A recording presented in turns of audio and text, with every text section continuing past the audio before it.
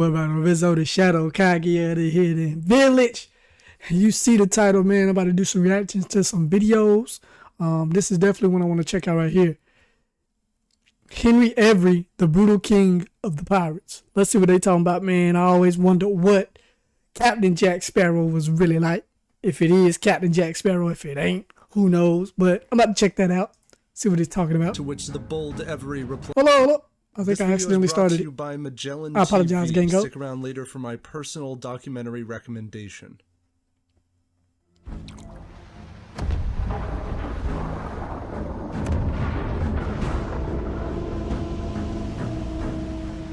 The wake behind the English ship erupted with cannon fire, but the escape was too swift.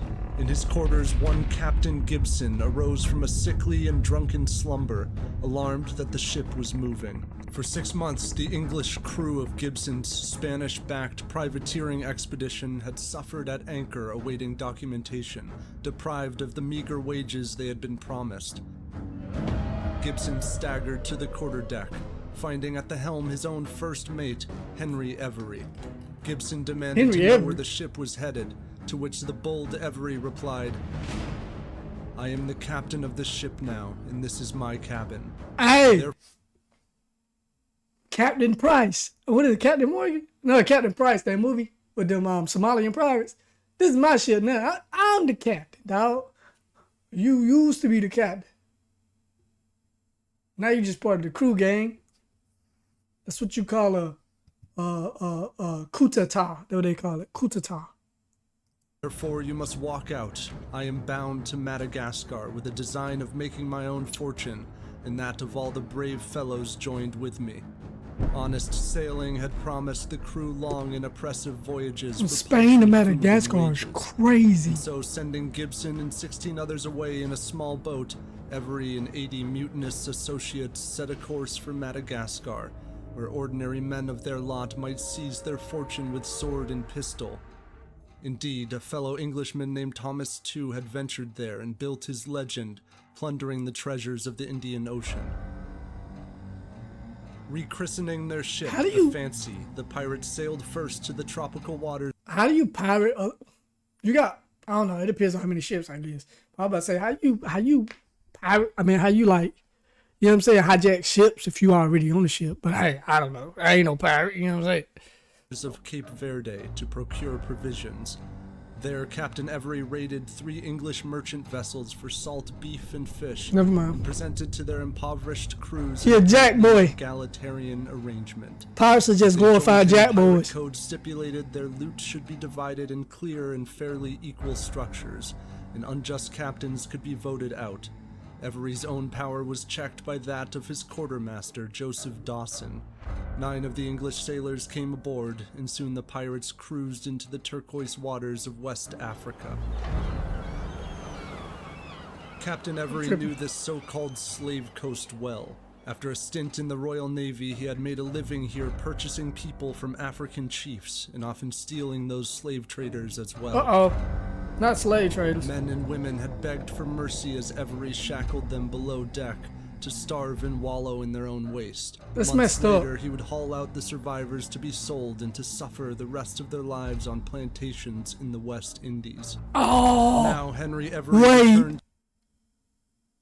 They were stealing slaves and selling them as well? This is crazy, bro. I just did a video on the African slave trade. What? That's nuts, bro. To this coast under different pretenses. He raised the English flag at a verdant harbor, and a group of Guinean villagers soon paddled out and came aboard to trade. The pirates robbed them of their gold, placed them in chains, and stole them all into slavery. That's crazy. He pulled up, said, "Hey, I'm part of them. I'm part of y'all, gang. Pull the blicky out. Give me all your gold, strip down naked. You gonna be a slave now, boy." Them pirates was on some bullshit, boy. Them pirates on some bullshit. The crew continued south, stopping to remove extraneous decks from the ship, such that the Fancy became one of the fastest vessels on the Atlantic. With newfound speed, Every chased down 2 Danish privateering ships and let loose a violent torrent of cannon fire. They just The fighting Danes everybody. surrendered and relinquished 40 pounds of gold, chests of fine fabrics, ivory, and guns, and 50 large casks of brandy. 17 privateers joined the crew. Now months into the journey, the Fancy reached cool winds, which carried her past pods of breaching whales and around the Cape of Good Hope, and the crew at long last spotted a distant and friendly harbor.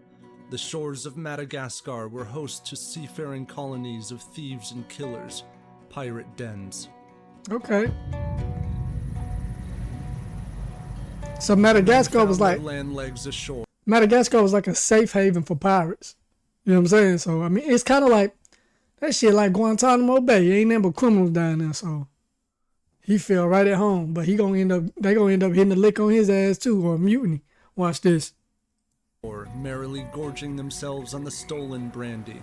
The crew explored clicking jungles in the coming months and encountered Malagasy natives who traded them cattle for guns. There was risk in venturing far from these shores, for England's East India Company patrolled these seas. Its well-armed ships annually delivered England a fortune in tea, textiles, and spices from Indonesia, China, Persia, and the great Mughal Empire of India.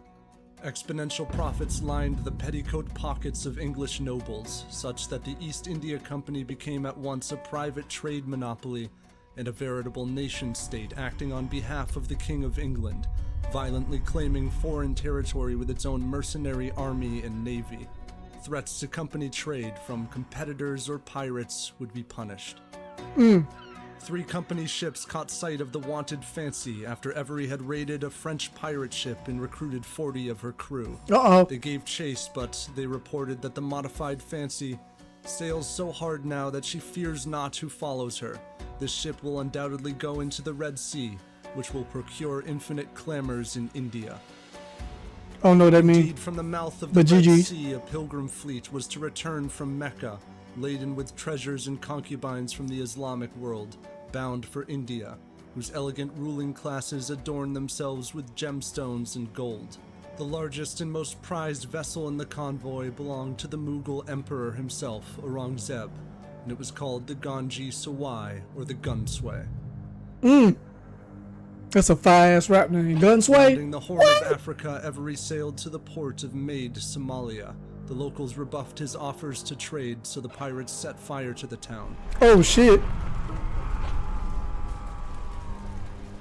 Civilians scattered, and it was recorded that Every took revenge by demolishing their sacred mosque. See, now he doing too much. Hey, hold up. Island of Param in That's how you know he a straight up outlaw, because you know you don't burn down religious places, even in war. Only people to do that are the most monstrous people in history, you know what I'm saying? Like Adolf and all that kind of. But you know what I'm saying? You're going too far now, boy. You going too far, Henry Every. August of 1695 to await the Mughal treasure fleet, where he discovered 5 other pirate crews had arrived with the same intentions. At the helm of one ship called Amity was the legend himself, Thomas Tew. The captains convened in a boisterous pirate council, whereupon they pledged to honor Henry Every as the captain of a combined pirate fleet, 6 ships and over 400 men. Nightfall provided... Dang, so he pulled up and like, you know what I'm saying? Hey, homie, I know you got a rep. I got a rep, but y'all got to accept that I'm the top dog. That's pretty much what he said. Pretty much. That's what I got from it, at least. For the Mughal fleet, and the convoy snuck into the open ocean, but its most fearsome and treasure-laden ships, the Fateh Mohammed and the Gunsway, still lagged behind. The pirates gave chase. Thomas Tew raised the black flag against the Fateh Mohammed, but the Mughals fired back. A cannonball tore across Tew's abdomen. His innards spilled into his own hands, and he collapsed dead. The Fateh Mohammed imprisoned some of his crew and sailed on until, a few nights later, a black form appeared up ahead. The Fancy opened fire on the Fateh Mohammed, and after some resistance, the Mughals surrendered. Every freed its prisoners and plundered its treasure, but the true fortune, the Gunsway, still sailed ahead. The pirates surged at full sail in pursuit. Aboard the Gunsway, the Mughals caught sight of the smaller Fancy. Uh-oh. They outnumbered the pirate crew nearly 5 to 1 Uh-oh. and possessed twice the number of cannons. Up in them poles. Hey, they up in them blicks. Like, hey. But what is that? The Indian, I guess, Navy. They got more guns, homie. They're a whole sovereign government, I think that's what you call it. So, hey. Henry, you gonna have to come with that action, you know what I'm saying? You gotta come with that thing, you know. You can't just up that pole like you do on these little merchant ships. You gotta really be about it. Still, Every could not resist. He shouted for a broadside attack. The Gunsway absorbed the volley. The Mughals prepared to return fire, but one of their cannons malfunctioned and exploded. Mangled gunners were pulled from the flames as Mughals scrambled on the main deck. Every launched another volley, and one This some Sea of Thieves. Hey, this some Sea of Thieves. Pirates of the Caribbean ass shit right here. ball struck the main mast of the Gunsway. The rigging toppled and splintered as Every's ships pulled closer. Pirates began to scale the Gunsway from all sides. They charged through desperate I would not hop off the boat. gun smoke and wildly locked swords with the Mughal defenders. After hours of battle, the Gunsway capitulated. Every watched his pirates burn and torture Indian sailors until they confessed the location of all the treasure hidden aboard. He won? Gaping corpses decorated the bleeding deck, and there wailed the female pilgrims, upon whom the pirates forced themselves again and again for days. Several women slit their... Once again, Henry, you going too far, man. You allowing this stuff to happen. All that evil, you only gonna get back more evil, man. I seen you up that pole, you won. But hey, you gotta have mercy on your, you know what I'm saying? Prisoners. You know, but alright, we about to see how this is, you know nothing about no pirates, so their own throats or drown themselves to avoid the same depravity. Tons of shining emeralds, Arabian gold, ivory, and silk were carried proudly from the scene of this slaughter to the Fancy. This was perhaps the most valuable treasure ever stolen. Every took his massive share, and Quartermaster Dawson divided the remainder over a lifetime of sailors' wages for each man. The defiled Gunsway returned to port some days after the attack. The Mughals demanded justice and blamed the East India Company for the plague of English pirates in their seas. Seeking to preserve commercial interests, England and the company sought to capture Every and absolve themselves of guilt. But he was lost to the open seas. The pirates stopped briefly to purchase 90 slaves near Madagascar and later to hunt sea turtles before traversing the Atlantic. 7 months later, the Fancy sailed into the quiet backwater bay of Nassau. ain't no way. They came to America? A slave trader and bribed the governor with chests of gold and the Fancy itself in exchange for safe hiding.